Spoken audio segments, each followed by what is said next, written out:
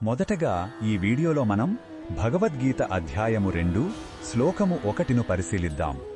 మొదటి అధ్యాయంలో తన బంధువులను గురువులను చూసి యుద్ధం చెయ్యనని చెప్పిన అర్జునుడు ఇప్పుడు పూర్తిగా దుఃఖంలో మునిగిపోయాడు. మొదటగా ఈ పవిత్ర శ్లోకాన్ని భక్తితో విందాం. సంజయ ఉవాచ తం తథా కృపయావిష్టమశ్రు పూర్ణాకులేక్షణం విషీదంతిదం వాక్యము వాచ మధుసూదనః. ఈ శ్లోకమర్థమేమిటంటే, సంజయుడు ధృతరాష్ట్రునితో ఇలా అంటున్నాడు. అలా కరుణతో నిండిపోయి కన్నీళ్లతో వ్యాకులమైన కళ్లతో తీవ్రంగా దుఃఖిస్తున్న అర్జునుడితో మధుసూదనుడు అంటే శ్రీకృష్ణుడు ఈ మాటలను పలికాడు. ఇది అర్జునుడి మానసిక వేదన యొక్క పరాకాష్ఠను చూపిస్తుంది. కృష్ణ భగవానుడు ఈ విషయంలో మనకు ఏమి చెప్పుతున్నాడంటే, ఆయన తన భక్తుడు లేదా స్నేహితుడు బాధలో ఉన్నప్పుడు మౌనంగా ఉండడు.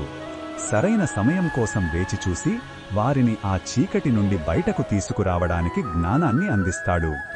మధు అనే రాక్షసుడిని సంహరించిన కృష్ణుడు ఇప్పుడు అర్జునుడి మనసులోని అజ్ఞానం మరియు దుఃఖం అనే రాక్షసులను నాశనం చెయ్యడానికి సిద్ధమయ్యాడు.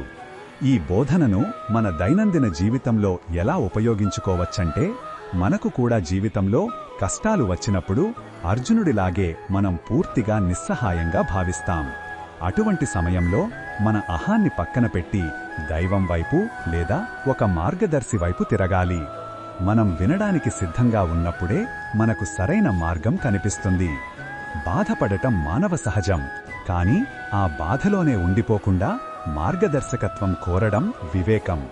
మరిన్ని భగవద్గీత శ్లోకాల అర్థాన్ని తెలుసుకోవాలంటే మా తదుపరి వీడియోలను తప్పకుండా చూడండి.